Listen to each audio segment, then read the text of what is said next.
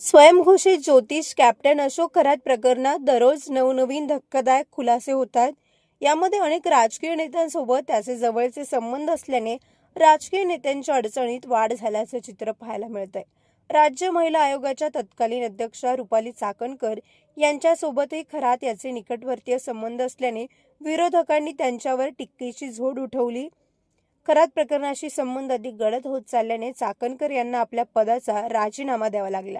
रुपाली चाकणकर यांनी राजीनामा दिल्यानंतर देखील त्यांच्या अडचणी काही केल्या कमी होण्याचं नाव घेत नाहीये।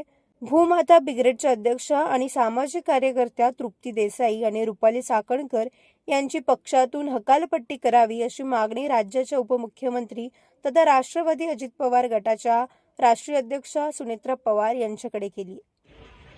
अशोक खरात प्रकरणात 3च दिवसात महिला आयोगाच्या अध्यक्षांचं पद गेलं।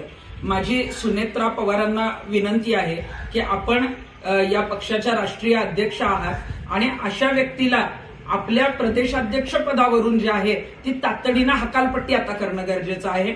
अशोक खरात याचे जे संबंध आहेत ते अनेक मंत्र्यांशी अनेक राजकारण्यांशी आहेत, त्यामुळे अनेकांचं पितळ उघडं होऊ शकतं, अनेकांचे जे आहेत त्याच्याशी संबंध जे आहेत ते पुढे येऊ शकतात। म्हणून कदाचित जे आहे ते अशोक खरातला संपवण्याचा डाव पण होऊ शकतो।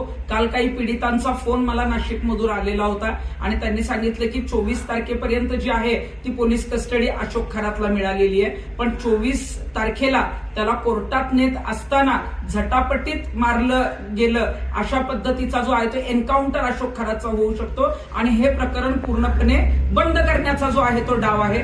तसेच अशोक खरात याचे अनेक राजकीय नेत्यांशी जवळचे संबंध असल्यामुळे त्यांचे देखील पितळ उघडे होण्याची शक्यता आहे। त्यामुळे अशोक खरात याचा एन्काउंटर देखील होऊ शकतो अशी शंका तृप्ती देसाई यांनी व्यक्त केली।